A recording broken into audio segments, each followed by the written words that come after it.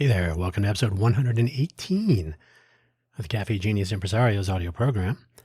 I'm your host, Dan Hugo. We're recording this on the evening of May 29th, that's Thursday, 2025, to be published sometime tomorrow morning.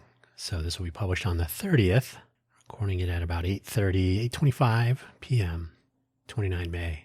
Today we're going to talk about better Vegas incentives, the question is it incentives for better Vegas, or is it better incentives for Vegas? I don't know. You determine, you decide, one of those. Pick one. Episode 118 already. Wow.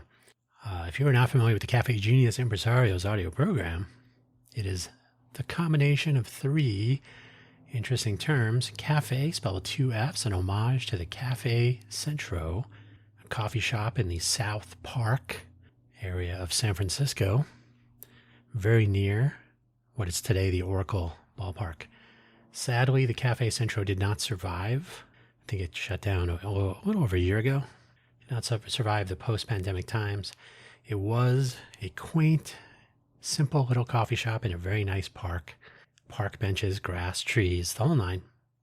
It is where startups start, or it was. Where famously Jack Dorsey was doing whatever it was he was doing on his laptop when, what is the other guy? I always want to look this up, but then I really don't care that much. One of the people that financed the early days of Twitter. What a totally chaotic time. Although even the precise founding of Twitter is called into question, but that's another thing for another time. Either way, Cafe Centro, so cafe with two F's. And I've said it before, I'll say it again. We need Cafe Centro locations, plural, here in the Vegas area, Greater Vegas. Genius, an homage to the Genius Lunches, which took place during the Downtown Project days, bringing together the various startup types, entrepreneurs, innovators, entrepreneurial innovators, mostly participating in the Downtown Project scene. It was a good idea. And it's something we're bringing back. If you listen to last week's episode, you can hear a description of the return of Genius Lunch. I think it's the Genius Lunch returns. Finally, impresarios, those are people that are doing cool things, spelled with two S's, which is a less common but nonetheless correct spelling. Cafe Genius Impresarios. Sometimes we have interviews, very rarely over the last 100 or so episodes. But there's so much to say. Hopefully, wherever you found this audio program, you're able to locate the episode description, which contains the show notes, a summary, which I'll read to you, and the links. Today, we have 4 shameless self-promotion links for your host. That's me. And we have 3 additional links for today's episode, which you can check out at your leisure. So let's get started so we can get finished. Another stop on the path toward the end of this Nevada legislative session. They meet every 2 years for regular sessions, which includes 2 pieces of the Hollywood 2.0 puzzle. Will they fit, and should they? Good questions, both. And what else might be on the horizon? We can only wonder. Today's links, like I mentioned, the first 2 are buymeacoffee.com/DanHugo. And then if you tack on /posts, you will reach the Buy Me an Update weekly Monday microcast, which is a quick rundown on the previous week's audio programs and any news and announcements upcoming. If you just go to the profile page, buymeacoffee.com/DanHugo, you will find a free-form link tree, some biographical information, links to all of my various audio programs, and links to my various projects, mostly on GitHub, some affiliate links for my favorite coffee beans, and a few other things. Check it out. No obligation to spend any money here, by the way. The information is there for free. If you do decide to provide any financial gifts, all proceeds through this and the Ko-fi.com site go towards coffee or coffee accessories. It's what's powering all this. The next 2, Ko-fi.com, K-O- the key next to your 0 on your keyboard, ko-fi.com/DanHugo. And if you tack on a /posts, you will reach the Coffee Solo audio program, which is unconstrained. There's no schedule. There's no specific topics. Could be anything. give it a listen. You will hear, among other things, the story of how I could have turned much worse. Could have turned out much worse. A little mishap from Tuesday, so that would be 27 May. The episode numbering is by date. So if you look for 2025, 0527 01. Snap, crackle, pop. Those are the noises I was hearing. I said, ugh, still gives me chills. So check those out if you want. Again, no obligation to spend any money. Just a way to reach out to my listeners, my audience. That's you, maybe one other person. The related links for today's episode, some studio bills on sustainability. I'm sorry.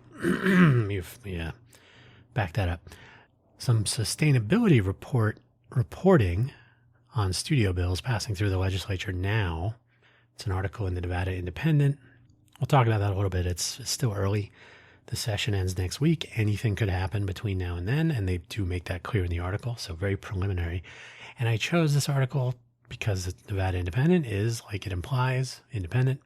There are articles about this specific thing on all of our media outlets, TV, the usual Review Journal, Las Vegas Sun, et cetera, et cetera. So everybody's talking about it. Everybody's wondering. We'll talk about it a little bit, but still early. But it is the topic of today's episode either way. A little reminder about the Gigafactory incentives from 2023, also in the Nevada Independent. Tesla received about $330 million in tax breaks, basically abatements, a general incentive program to bring business and companies and industry and whatnot to Nevada. This is from the state level.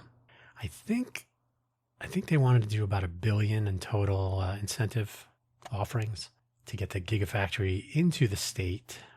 Now that there is I'll talk about this later, but now that there's that big strike at the McDermott caldera, lots and lots of lithium, and now somewhere in Washoe County has reached some sort of a status or is on the list of innovation places. I think there were 31 localities selected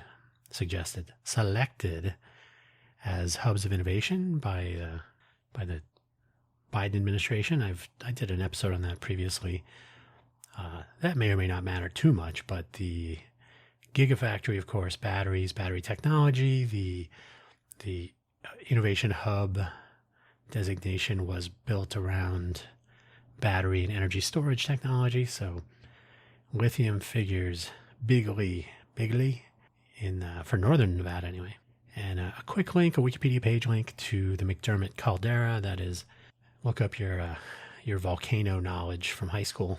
The McDermott caldera has been making the news lately. I'm not going to talk about this today, but because who knows, it may or may not be anything. But there have been below the fold mentions.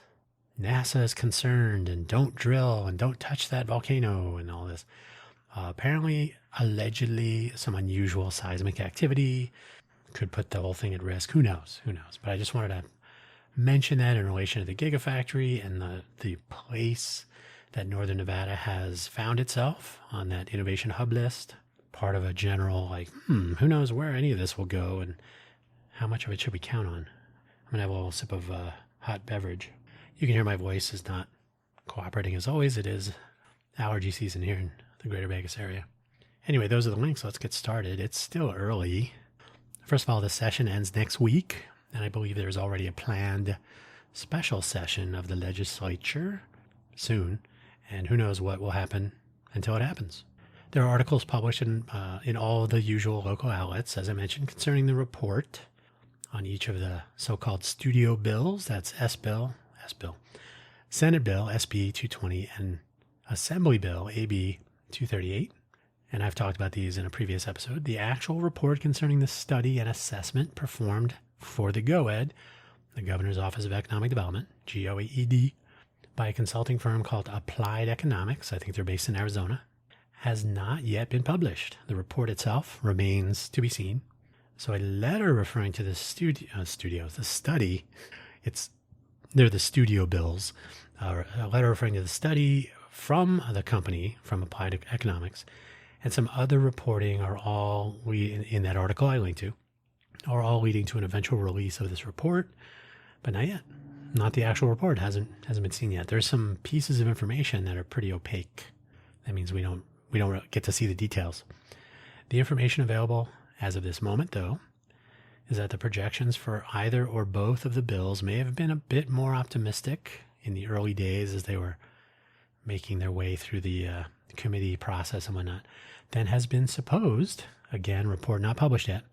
And I think I can feel, if not describe in detail, why I find this believable, that there was a little bit too much optimism early on. Maybe reality has been presented. Who knows, though? Who knows? We don't really know. But I have raised my concerns about the weird plays that go on. I've already spoken quite a bit about these. The Formula One situation, for example. I've talked a lot about that. Over the last 2 years, 2 Formula One race intervals. What are they, about 4 days, I think? Not to mention the construction before and the deconstruction after, and the impact on moving around and tourists that are trying to visit. Surely the lawsuits from small businesses regarding the material losses due to all this chaos that lasts more than 4 days for them. Not to mention the general loss in foot traffic, tourism in various corners of the city and the area, and the trees at the Bellagio, of course. Let's not forget those. Decisions at the county level can be short-sighted or maybe benefit some more than others, perhaps, especially those with money. They deserve more money, of course. And I've expressed my concerns previously that this may be a pattern that flows both up at the state level and down to the city level. The Clark County Commission and the Las Vegas Convention and Visitors Authority, LVCVA, Las Vegas Convention and Visitors Authority, essentially drive the local side of those conversations with the Formula One entity. And personally, I think they could have done a better job at looking at the impact at the local level. I've said that before. I've referenced the incentives to the tune of $330 million. Date that. $330 million incentives awarded to the Gigafactory, another Elon Musk venture building batteries, which fits nicely into the big lithium strike up in the northwest corner of the state at or in or maybe under the McDermott caldera. This is how the Reno area became one of the innovation hub sites a year or so ago, which I talked about in a previous episode. But we are all, and the greater Vegas area, Clark County, wanted to get on that same list to do innovation in artificial intelligence. We didn't make the list. They should have done gambling cheater detection. That's an area of innovation we need to look at. I don't know if you heard that, production by street. So this is how Reno got on that list, because of the big lithium deposits that have been found and the possibilities for innovating in energy storage, battery technologies, etc. But we are also getting rumblings, that the caldera may be showing some signs of seismic instability, but we'll see. Who knows? But where did the money come from for those incentives for Tesla? Education, perhaps? I think at the time and before, that was the general notion, was that we can take some money out of education. We're not doing so well. Why spend money on it? This is something to look at more closely in the general scheme of how Nevada attempts to attract new players in its economy. It's not like attracting new players to a casino. That's a totally different type of business. And I think they kind of get it. I don't know about this economic development stuff. We'll see. So the studio play in either or both forms, the studio bills, is another thing to look at closely from the ground. That is, we can read articles, listen to rhetoric, and pursue studies and all of this. But what do you think? What do we think about these big plays that risk gentrification and, well, a chance of losing? It's a big bet. Big bets. There's a Summerlin studio project, and then there's the Tech Park media studio construction. Basically, to summarize very, very, very broadly, the Assembly bill would look at incentives that would enable the Summerlin studio project. The Senate, Assembly bill, yeah. The Senate bill would enable not only studio projects, not Summerlin, but the Tech Park, the Harry S. Reid Tech Park, which is affiliated with UNLV. It's where the Office of Economic Development is. It's where Blackfire Innovation is. It's where Co-operate is, and they're building out more and more stuff there. So media production capabilities, studio space. But the Senate bill focuses more on workforce development and education and focuses some resources on specific verticals, aerospace, defense, I think robotics, maybe manufacturing. I don't know. It's too early it's too early, but also too late. So, I mean, the bill has moved around and it hasn't sailed through and been approved and voted on and heading to the governor's desk and all that. So it's probably changed. So whatever I think I knew may or may not be the same. But so as we approach the end of the session, we'll have some better idea of what's really in it so they could get more support for it and whatnot. But the Senate bill essentially was a more broad, more horizontal. The Assembly bill, much more focused on enabling particular studios and a particular center of new job development and so on. So we shall see. But they do risk gentrification and, well, a chance of losing. Like I said, Hollywood 2.0 has a nice ring to it for some, especially Mark Wahlberg. But strangely, not like dozens of other celebrities and executives and production people and whatnot. It's been Mark Wahlberg all the way, even though he's had a couple of weird movies come out recently. And Dean Cain of Lois and Clark fame and some other stuff. Dean Cain allegedly moved to Vegas and also is supportive of some Hollywood 2.0 notion. But there's also something of an incentive bidding war going on as of late, including by the state of California itself, to keep Hollywood churning out productions right there in Hollywood. Hollywood 1.0. Let me fix this typo. I had studio. Like, what am I, Phil Collins? If I am a studio or related corporation of some sort, a big player, I am going to play these for all the best outcomes for me. So we shall see what unfolds starting next week, maybe. So if the tax incentives don't happen, it's unlikely that we will be Hollywood 2.0 in the next few years. But maybe they'll try again, or maybe there'll be a special session to revisit. Who knows? Who knows what's going to unfold? So we'll see. I did talk about this previously when it was less dire. I think if Senate bill had passed through and gotten more traction, which apparently it does not, and it did not fare well in the applied economics study, allegedly, we don't have the actual report, but apparently it was overly optimistic, perhaps. But I already went into this a little bit in a previous episode, the Senate workforce bill, studio workforce bill. I'll tell you what the actual summary of the bill is, but while that was even earlier in this timeline, the basic idea seemed interesting to me, based on how broad the bill seemed. Bills can change and they may die in committee, or in a floor vote, and it's somewhere in between there, I think.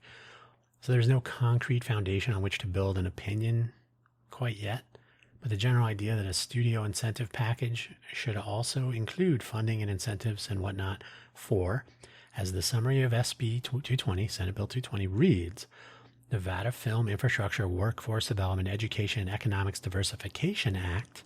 It's quite a mouthful. It sounds like it's something more than a studio bill.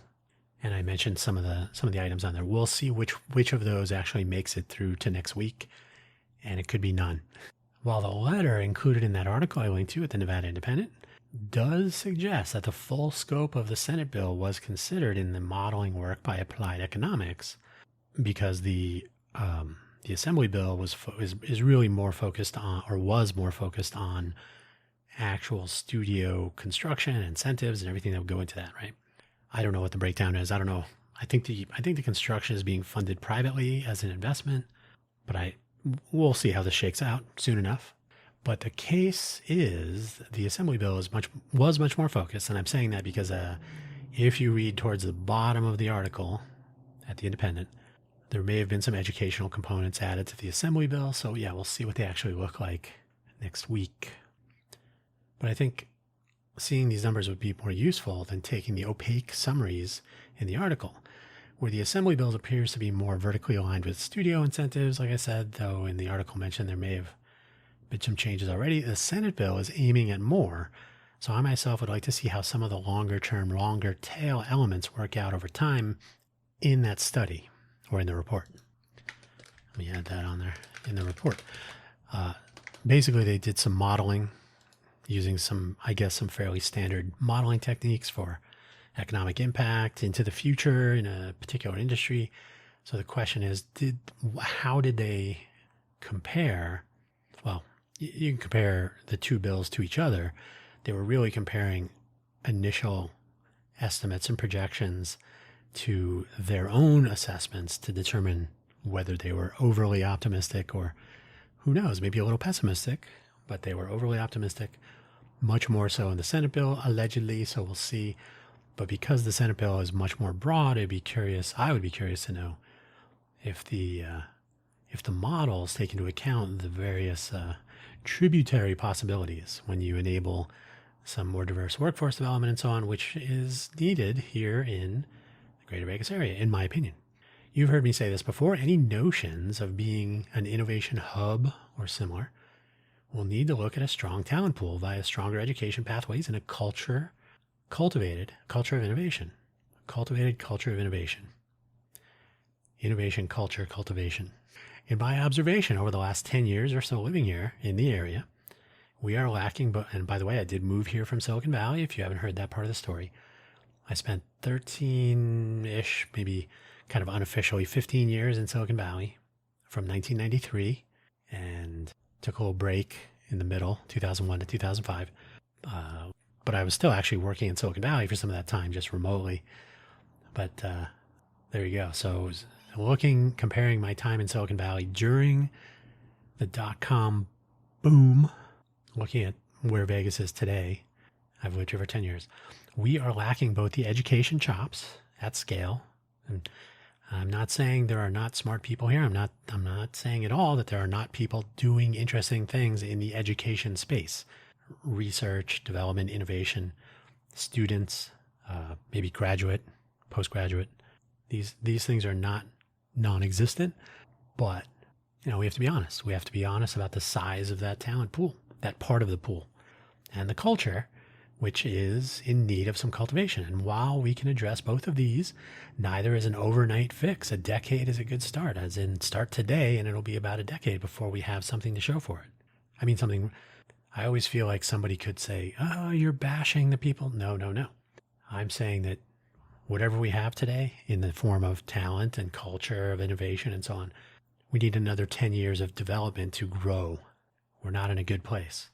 The people that are doing it, they are in a good place. But if you're trying to change the economy in some way, sprinkling cash on top doesn't always do it. I'll mention that again.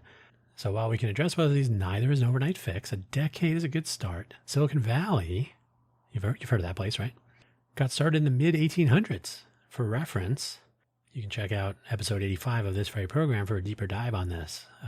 Vegas has a better Vegas. True story. Leland Stanford was selling picks and shovels to the miners of 1849. He took his money, built a school, named it after his son, who passed away at the age of 15. I want to say tuberculosis, but I didn't prepare for this ad lib. But I think so. The official name of Stanford University is the Leland Stanford Jr. School of Eventual Ridiculous Success or something like that. But it is named for his son. So do we go with incentives or innovation? We got a lot of show left to record. Apparently I got a lot to say on this topic. So do we go with incentives? Production by Street. Incentives or innovation? Incentives can work. I have to wonder whether the incentive strategy we hear more about is aimed more at drawing large companies to the Greater Vegas area, which I believe it is, which would mean large numbers, tack on an S there, large numbers of employees and large financial impact over some period of time. Maybe. We are talking about the entrepreneurial innovation ecosystem on this program, though. So how do incentives impact startups and, imagine this, entrepreneurial innovation? There are incentives and abatements and whatnot aimed at smaller and startup companies. At this level, I would be concerned about picking winners and losers and the people doing it having an agenda that may not align with the reality of the future of innovation in the areas that would be possibilities here. So if I'm working on something super cool and I go to the state go-ed, there's a whole entrepreneurial support system trying to incentivize entrepreneurialism here in the area, I would argue that they're trying harder to get bigger, more established companies to relocate here and bring you could say that it's their workforce. Hey, relocate your workforce here, become locals. But they're really the revenue sources for the economy, right? More people to come here and spend money, buying homes, buying cars, whatever they're doing, spending money on the fun economy, of course. I would question the KPIs, the key performance indicators that the GoEd is using to consider and support startups either relocating here or forming here, which I'm going to guess they're using. But maybe they're using the more aspirational OKRs, objectives and key results.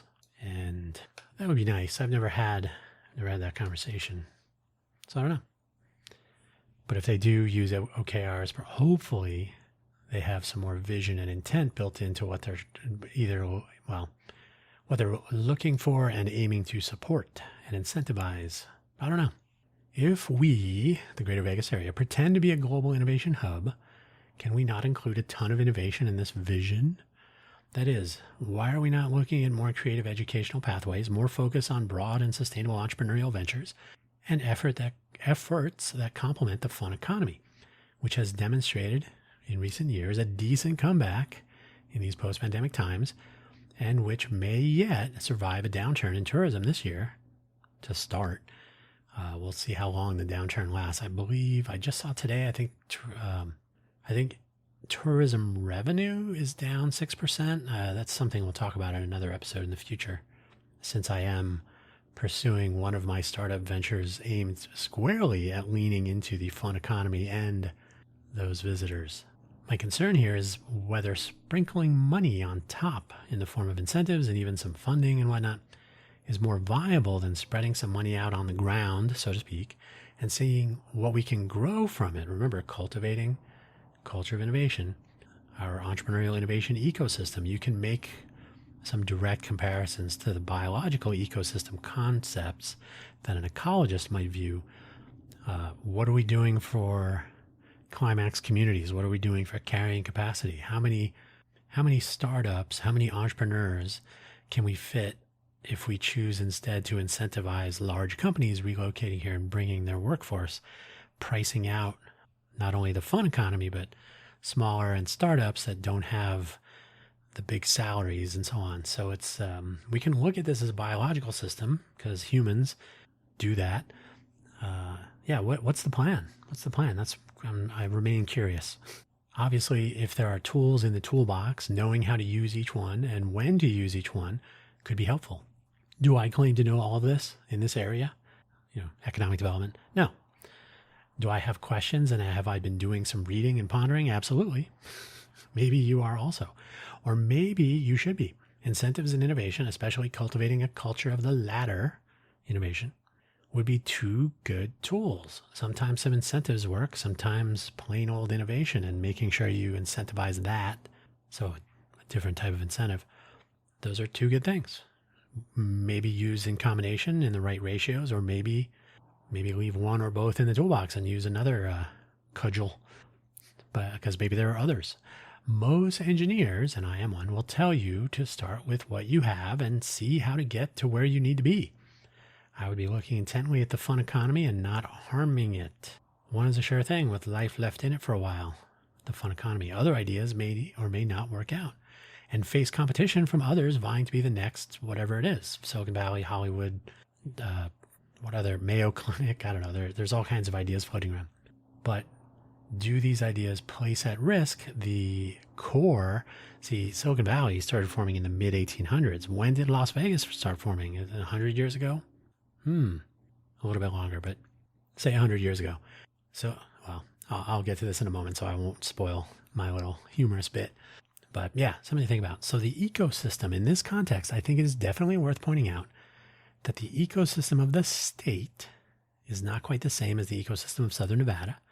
So looking more closely at the immediate surroundings is a good idea. When the GoEd, when the governor's office of economic development is driving local efforts, I'm always kind of curious to know what's going on with that. While there was a single study performed across the state and focused on Washoe, rural, central, and Clark County regions, Washoe County, it was performed in 2023 by Mo Collins when she had a company doing such things. We had an interview I think it was episode 9 or something in the first early days of this very audio program. We had a nice conversation. I think I called it part 1, and we did indeed speak about having a follow-on conversation, but she left her own company and is pursuing more national scale entrepreneurialism and entrepreneurial ecosystem development and study. So maybe one of these days I'll try to track her down. We'll see. I would argue that the study was flawed, though, in a few ways that could be addressed by taking more time and diving a bit deeper, explicitly removing some selection biases that I believe there were in the study. Maybe a few other things, but hiring external consultancies to do these things is expensive, I guess. I mean, why spend a little on research when we can spend more on the plan? Forget the research. Let's just dive in, see what happens. Maybe. This is one of the components of the first startup I'm pursuing, which will take into account rolling introspection. So ongoing introspection, reflection, like what's working here now, entrepreneurs and people pursuing startup ventures and so on. How are we doing? That's part of the innovative thinking, right? Why are we doing this only every few years and leaving it to a third party? We should just make it a part of life that people have a channel to communicate through to inform people how things are going. Seriously, though, I am concerned that the intense focus on tech sector economic elevation is based on envy. The entire notion that we are going to be the next Silicon Valley is simply not going to work out. Sorry. The same may be true for the Hollywood 2.0 dream. Put another way, what do you suppose the reaction might be if Silicon Valley or Hollywood announced, not the actual places, but people there, announced that one or both of them were going to be the next Las Vegas? Get some Elvis in there. Entrepreneurs come in all shapes and sizes, and plans and innovation can take many forms. Two great tastes that taste great together, innovation and entrepreneurialism. Why are we so intensely focused on being like other places? We don't need to be the next anything. We can just be a better Vegas. And again, episode 85, I dive into that more deeply. Entrepreneurs can pursue a lot of different things. We have entrepreneurs in Vegas. They're just not all trying to be the next Facebook or Google or Amazon or whatever. If we are going to be an innovation hub or innovation destination, perhaps, hang on, I'll get into that again. I still believe it makes sense to make use of technology and size of Clark County, which is not huge. It's small enough, about 2.4, I think it's 2.4 million people, give or take, to reach in to Southern Nevada to find, not reach out, reach in to Southern Nevada to find out what is happening, where people believe they are, where they believe they are heading, and see if any of those pieces of data point in a healthy direction or two. If nothing else, this may provide a sense of participation rather than a sense of maybe dumb ideas that are happening to us, as is so often the case. And again, Formula One. Pardon me. I'm going to end with another plug. Three more bullet items, I promise. Another plug for what I've been talking about for 118 episodes or so. It's been a while since I plugged my take on a future direction, the innovation destination. Las Vegas, or the greater Vegas area, is a top-tier tourist destination. The fun economy is now a trademark term as of February 2025, held by the UNLV Office of Economic Development. Congratulations once again to Beau Bernard. And while it is sensitive to external factors like global pandemics and global trade wars, various other things of silliness, it has proven to be somewhat resilient so far. And I'm not saying historically it hasn't gone through some deeper dives, but it did bounce back pretty quickly from the pandemic when the streets of Vegas were a ghost town. So we'll see what the current situation leads to. Why not lean into this, build upon it, rather than risking it by building around it and possibly gentrifying it? The Clark County School District, and by the way, we talked about this in an episode about Austin. Austin went through something similar. Hey, let's make Austin the next Silicon Valley. Let's keep Austin weird, gave way to let's make Austin expensive and price out the people that work in the cultural parts of town, right? Making Austin weird? No. Those people can move out of town, take variously available buses to get to work, barely scrape by while we turn this place into a tech hub. And by the way, that's all sliding back downhill lately. Everybody's returning to the coasts, but that's another story for another time.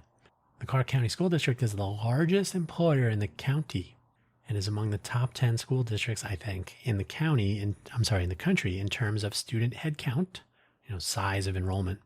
It was ranked number 5 in 2019, but the world has changed a bit. So let's just say for now that it's big. I assume it's in the top 10. It could be, don't quote me on that. But if you do, tell me where the real number is found for 2024, 2025.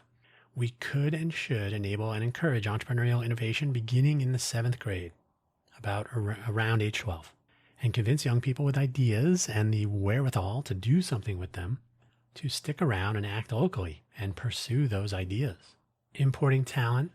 I wrote important. I can't even blame autocorrect. It's just not paying attention while I'm typing.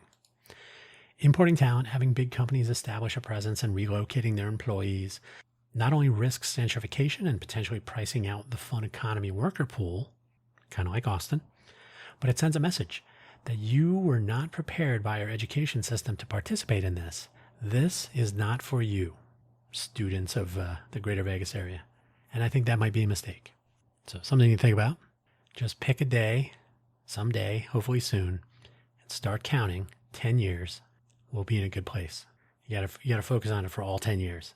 And then don't stop after 10 years. But during and at the end of the 10 years, we can take a look at what has come of it. And with 155,000 hotel rooms, give or take, I think this is since the Durango was completed. So I think 155,000 is reasonably current. Obviously a round number. We could be enabling our tourist destination as an innovation destination. See, we got there.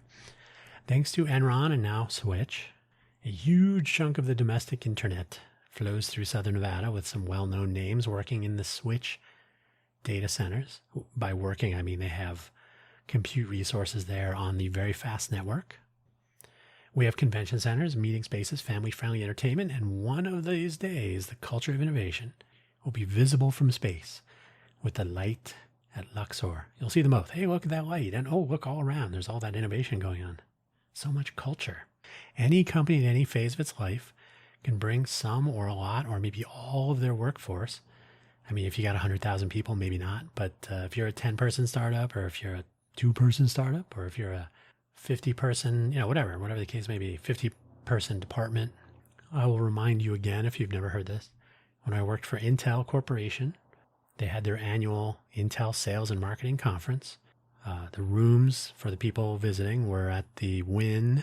We're at the Palazzo and Venetian. When I started working for Intel, I met up with them, the people that I would work for through 1 or 2 layers of management, were in town for the Intel Sales and Marketing Conference, which was hosted at the Encore, the Wynn and the Encore. So the event itself was at the Encore, and they were having a little kickoff party. So I met up with them there.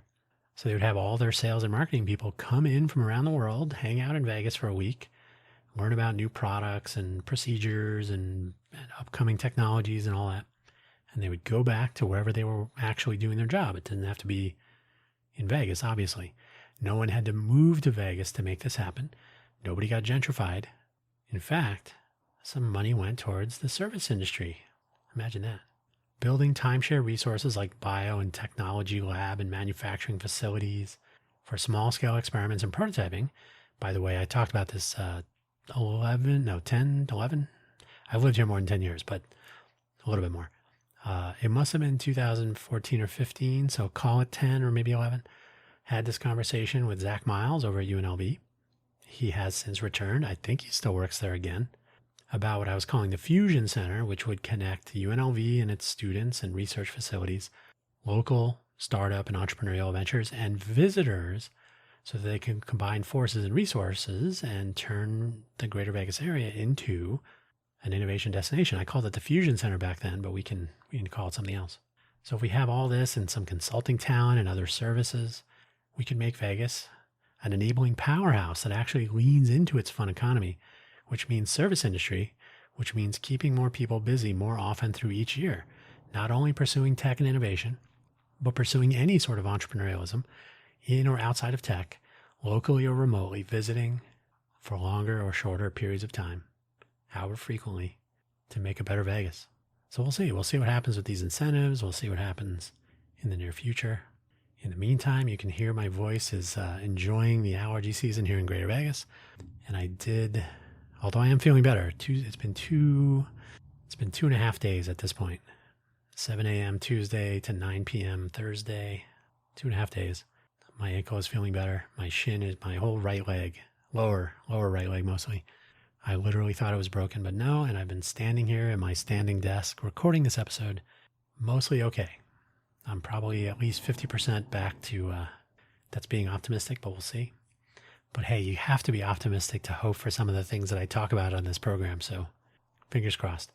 In the meantime, thank you so much for listening. And hey, if you ever want to come on and talk about your startup venture or some other observations, if you're curious about the Genius Lunch, which as I'm recording this is kicking off in now less than 2 weeks to bring it back to life from so many years ago, you can always find me, dhugo at cafegenius.org. Or if you have questions or comments about the audio program itself, media at cafegenius.org. That's all I know. Till next week. Thank you. Bye-bye.